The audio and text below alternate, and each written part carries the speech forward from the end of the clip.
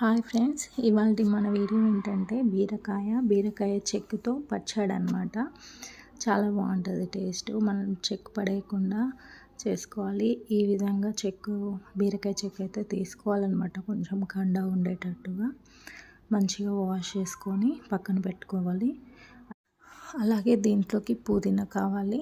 పుదీనా నీట్గా వాష్ చేసుకొని పక్కన పెట్టుకోవాలి. ఇంకా దీంట్లో పచ్చిమిర్చి, అలాగే 2 టమాటోలు నీట్గా వాష్ చేసి 4 ముక్కలుగా కట్ చేసుకోవాలి. ఇంకా చింతపండు కొంచెం, కొన్ని వెల్లిపాయలు. స్టవ్ ఆన్ చేసుకొని మనం పెనం పెట్టుకొని 2 గరిటెలు ఆయిల్ వేసుకోవాలి. దాంట్లో ఆయిల్ వేసుకొని పచ్చిమిర్చి ఫ్రై చేసుకోవాలన్నమాట. ఈ విధంగా ఫ్రై చేసుకొని పక్కన పెట్టుకొని అదే ఆయిల్లో మనం ముందుగా కడిగి పెట్టుకున్న బీరకాయ చెక్కుని వేసుకోవాలి. దాంట్లోనే పుదీనా, చింతపండు, వెల్లిపాయలు, ఇంకా టమాటోలు, జీలకర్ర వేసి మంచిగా కలుపుకొని మూత వేసుకొని మగ్గనివ్వాలి. అది మగ్గేలోపు మనం తాలింపు కావాల్సిన పదార్థాలు చూద్దాం. వెల్లిపాయలు, ఎండుమిర్చి, జీలకర్ర, ఆవాలు, శనగపప్పు, పల్లీలు, ఇంకా కరివేపాకు ఇవన్నీ పక్కన పెట్టుకుందాం రెడీ చేసి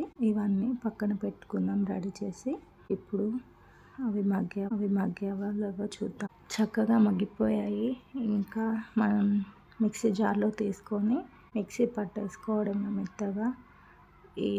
ఇలా మగ్గితే సరిపోతుంది. ఈ విధంగా చూపించిన విధంగా మిక్సీ జార్లో వేసుకొని ముందుగా వేయించి పెట్టుకున్న పచ్చిమిర్చి మిక్సీ జార్లో వేసుకోవాలి. మన టేస్ట్కు తగినంత సాల్ట్ వేసుకోవాలి. ఇంకా గ్రైండ్ చేసుకొని చూపించిన విధంగా ఈ విధంగా గ్రైండ్ చేసుకోవాలి. మనం ముందు బీరకాయ చెక్కు వేయించిన అదే కడాయిలో 3 స్పూన్స్ ఆయిల్ వేసుకొని తాలింపు వేసుకోవడమే. ఇంతవరకు మన వీడియోకి లైక్ చెప్పితే లైక్ చేయండి, అలాగే సబ్స్క్రైబ్ చేయండి. ఇప్పుడు మనం పోపు చేసుకుందాం. పచ్చడికి కావాల్సిన పదార్థాలు: జీలకర్ర, ఆవాలు, ఎండుమిర్చి,